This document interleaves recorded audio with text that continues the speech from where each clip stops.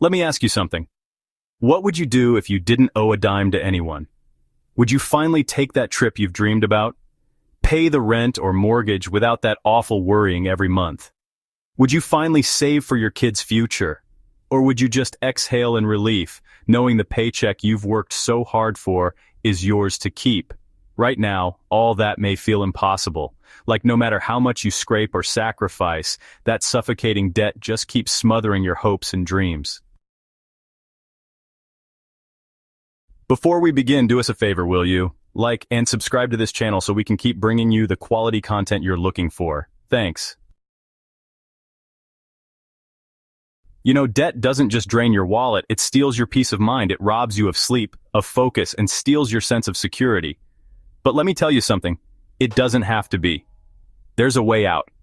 In fact, there are 3 ways out, and that's what you'll discover in the next few minutes. So don't miss a single strategy that we're about to share with you. Now, we're not going to sugarcoat this, it won't be easy, but it will be worth it. And it all starts with 3 highly achievable, highly effective habits that can dramatically change your personal financial future. Here's what you need to be thinking about and doing. Step 1. Tracking every single dollar you spend. Why would you want to do such a thing? Simple. Debt loves to hide in the dark. You may be thinking that every nickel you've been spending lately is just for essentials.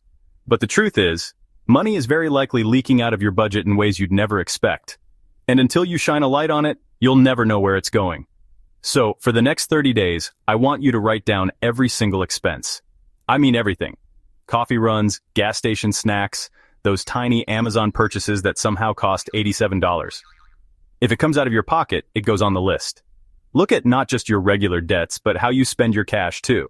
Now, to make this happen, feel free to use whatever works for you, a spreadsheet, a notebook, or even one of the many budgeting apps you can find online, many of which are free. The tool doesn't matter. What matters is seeing where your money is really going. And here's what I strongly suspect you'll find. Most of us are spending money on things that don't even make us happy. A family I worked with recently realized they were spending $200 a month on subscription services they barely used. Another guy?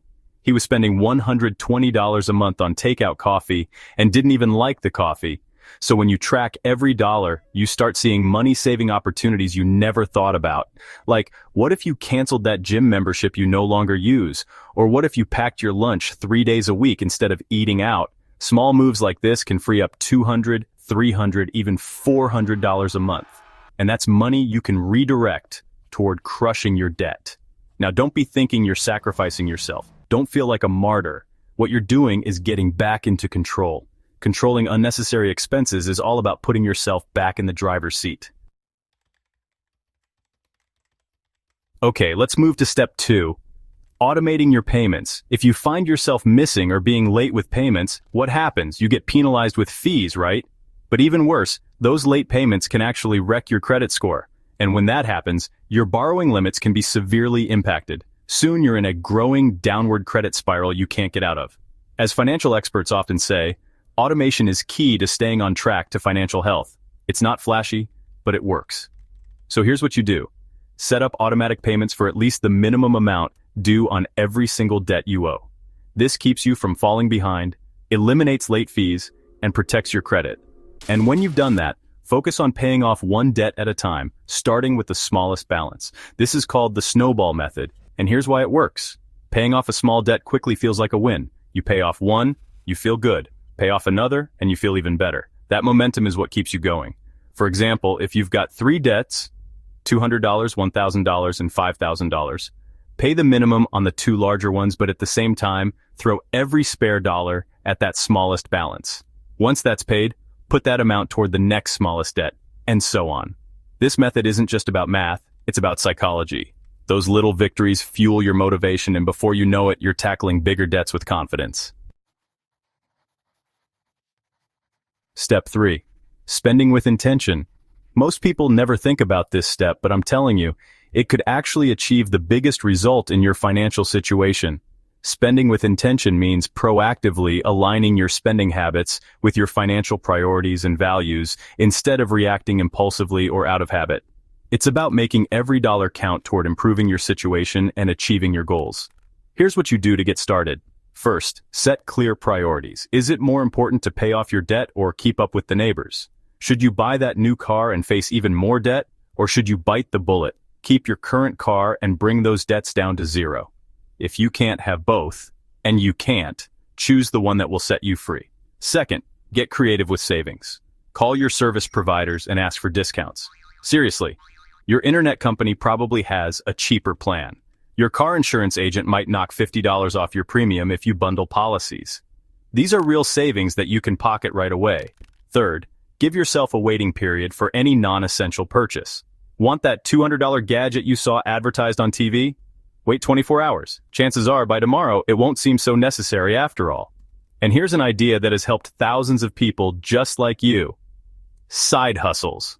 Babysitting, freelancing, affiliate marketing, or simply selling old books on eBay can add a few $100 to your monthly budget. Spending with intention is saying yes to what matters most and no to everything else. Every dollar you save is a step closer to financial freedom. Now, I know what you may be thinking. This sounds great, but it's hard. And you're right.